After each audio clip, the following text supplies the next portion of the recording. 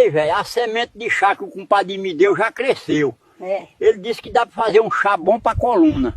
Vou fazer, mulher. Olha aí, pessoal. O compadre disse que é bom pra tudo essa plantinha aqui. Eu vou fazer o chá, porque já tá na hora. Rapaz, esse chá tá ficando tão forte que até os bichos estão querendo tomar junto. Vem, véia, tomar o chá, corre que tá pronto, se não vai esfriar. Mas eu, Corre, mulher.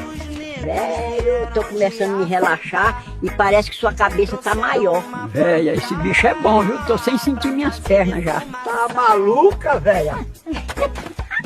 Você tá pirando já? Tô vendo uns alienígenas.